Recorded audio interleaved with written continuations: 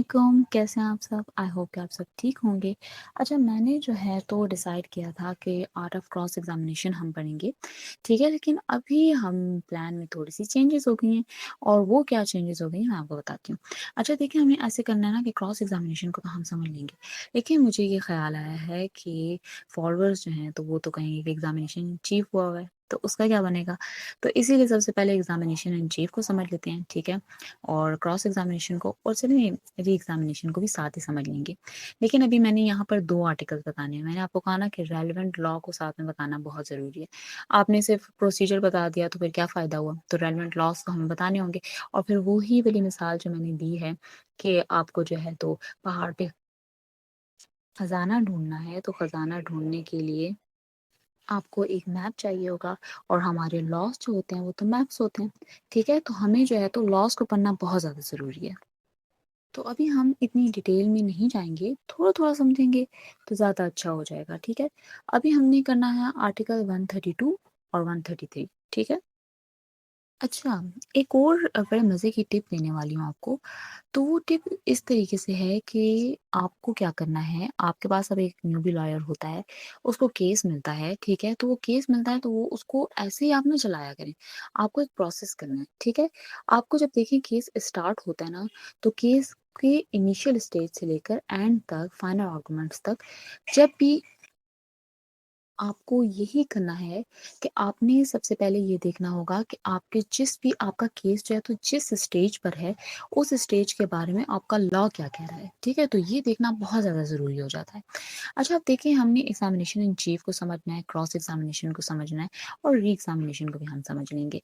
अब देखिए हमने इसको समझना है तो हमें करना क्या है, ठीक है? हमें बात को हमें लेकर चलना है, हमें आगे लेकर चलना है तो हम किस तरीके से लेके चलेंगे? अब देखिए आर्टिकल 132 क्या कहता है? अगर सिंपल वर्ड्स में मैं बताऊँ तो आर्टिकल 132 डिफाइन करता है, ठीक है? कि एग्ज़ामिनेशन इन चीफ क्या है, क्रॉस क्या है, री एग्ज़ामिनेशन क्या है, वो सिर्फ़ डिफाइन कर रहा है, ठीक है? अब एग्ज़ामिनेशन इन चीफ क्या है आर्टिकल 132 के मुताबिक? आप अपनी ही पार्टी को बुलाते हैं, उसको एग्ज़ामिन करते हैं, ठीक है? तो वो आप उससे एविडेंस लेते हैं, ये जो है द एग्ज़ामिनेशन इन चीफ है, सिंपल। अच्छा क्रॉस एग्ज़ामिनेशन क्या है? अब एडवर्स पार्टी उसी विटनेस को उस पर क्रॉस किया जाता है तो वो क्रॉस एग्जामिनेशन होती है और री एग्जामिनेशन क्या होती है? री एग्जामिनेशन ये होती है कि जिस पार्टी ने विटनेस को बुलाया है वो जो है तो कहे कि हम जो है वो कहे कि हमने क्या करना है कि हमने अपनी ही पार्टी को दोबारा हमने एग्जामिन करना है, ठीक है? और एग्जामिन करने की दो वजूहात होंगी कि वो क्यों करना चाहता है वो हम आर्टिकल 133 में पढ़ेंगे। अच्छा 132 में हमने ये डिफाइन कर लिया कि इन तीनों का क्या मतलब है। अब चले आते हैं आर्टिकल 133 की तरफ। आर्टिकल 133 हमें ऑर्डर बताता है, ऑर्डर फॉर एग्जामिनेशन कि हमें तरीका क्या करना है इनको एग्जामिनेशन करते हुए, ठीक है? अब एग्जामिनेशन इन चीफ है। अच्छा अब हमने तरीका देखना है, ठीक है? ऑर्डर हम इस तरीके से हम समझ लेते हैं कि पहले हमने आर्टिकल 132 में डिफाइन किया कि इन तीनों का मतलब क्या है। अब 133 में हमने तरीका देखना है कि इन तीनों को करना किस तरीके से है, ठीक है? तो हमने एग्जामिनेशन इन चीफ में अपने ही जो गवाह को बुलाया है उसको खुद एग्जामिन कर लेना है, ठीक है? इसके बाद क्रॉस एग्जामिनेशन आती है, तो क्रॉस एग्जामिनेशन में क्या करना है? अच्छा देखिए ये एक बात समझने वाली है आर्टिकल 133 में जो कही गई है कि मैंने आपको पहले भी बताया था मैंने कहा जनरली मैं इसको डिस्कस करूँगी तो उसमें मैंने जो डिस्कस किया था वहाँ पे मैंने ये बात बताई थी। लेकिन अब इसको ज़ाहिर बात है हम क्योंकि रेलेवेंट लॉ हम पढ़ रहे हैं तो इसीलिए हमें जो है तो उसको थोड़ा-सा डिटेल में बताना है।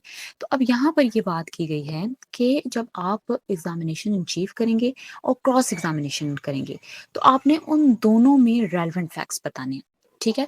अब मैं आपको मिसाल दे देती हूँ। मिसाल के तौर पर अब फैमिली केस चल रहा है, ठीक है? फैमिली केस चल रहा है, अब उसमें जो है तो अब ये बता रहा है क्रुएल्टी को एक जो है तो वो प्लेंटिफ प्रूफ करने की कोशिश कर रहा है, ठीक है? तो वो बीच में कोई और बात बता दे, कोई और बात ऐसे पूछ ले कि भई तुम्हारा भाई भी तो अपनी बीवी को मारता है, भई इस बात का क्या मकसद है? यानी बात वो करनी है जो रेलेवेंट हो, ठीक है? तो रेलेवेंट फैक्ट्स आपने डिस्कस करने हैं। तो आपने दोनों में रेलेवेंट फैक्ट्स डिस्कस करने हैं। लेकिन एक और मज़े की बात है, अब वो क्या है? अच्छा देखिए, अब एग्ज़ामिनेशन इन चीफ में जो रेलेवेंट फैक्ट्स डिस्कस किए गए हैं ना, क्रॉस एग्ज़ामिनेशन में ज़रूरी नहीं है कि वो ही रेलेवेंट फैक्ट्स पूछे जाएँ, उससे कुछ आगे भी पूछा जा सकता है, ठीक है? ये एक मज़े की बात है। अच्छा एक और बात है, अब हम आते हैं री एग्ज़ामिनेशन की तरफ। री एग्ज़ामिनेशन का क्या प्रोसेस होने वाला है?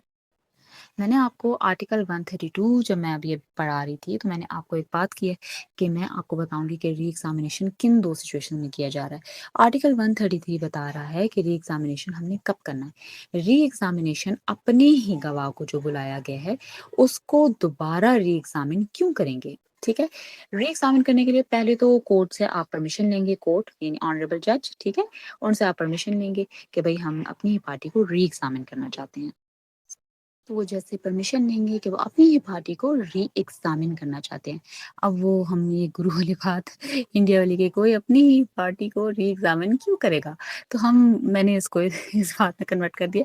अच्छा अब देखिए यहाँ पर मैं जो है तो आपसे मैं डिस्कस करती हूँ कि री-एग्ज़ामिन जो है तो जब किया जाता है तो भई क्यों किया जाता है? रीज़न क्या है? तो रीज़न देखें 2 हैं। एक तो ये है कि सबसे पहले क्रॉस एग्जामिनेशन में कोई ऐसा पॉइंट रेज़ किया गया है, ठीक है? जिसकी एक्सप्लेनेशन चाह रहा है, ठीक है? अब वो बंदा चाह रहा है वो पार्टी